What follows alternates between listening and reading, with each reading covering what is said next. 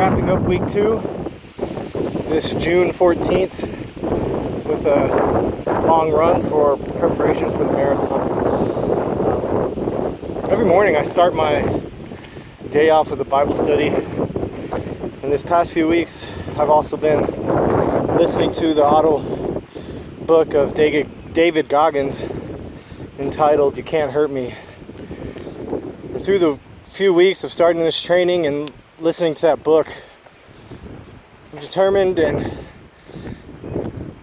come to the realization that our lives are based on choices that we have to make.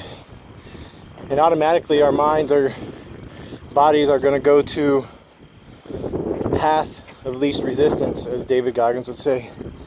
When our body is way stronger, our mind gives up long before we reached our potential. And that story parallels with what we study in the Bible.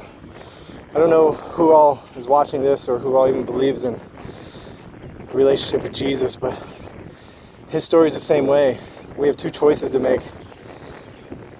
And becoming a Christian and a believer in Jesus, that's not the easy choice, because even in his very own words and in the writings of who Jesus is, we're told if you put on the label of being a Christian, life is going to get much more harder. That even those closest to us are going to turn their back on us, are going to ridicule us for our choices, because that's not the way the world says we should go. But there's other things out there, there's easier ways. But living for Christ, we're able to determine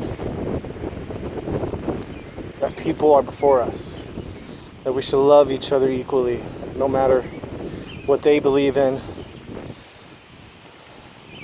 because ultimately Jesus came to save everybody. And it's up to us to make that choice. And we're all like running. Our bodies are way stronger, it's our mind that gives up. So for this next week, I want to encourage everyone to get out there, to tell your body that you can go on, that you can push on, and no situation and no person in front of you can dictate the choices that you make. So walk with that in faith. If you haven't met Jesus, I ask that if you have any questions, hit me up with a message. I'd love to talk to you about it. I don't have all the answers, but I can definitely tell you that in my weakness, he has made me strong, that he has forgiven me. And if you have unforgiveness in your heart for people out there, you're giving them a foothold in your life to determine the choices that you make, because you're being held down by an anchor of unforgiveness, of resentment, of hate. So I ask that you just continue to push on.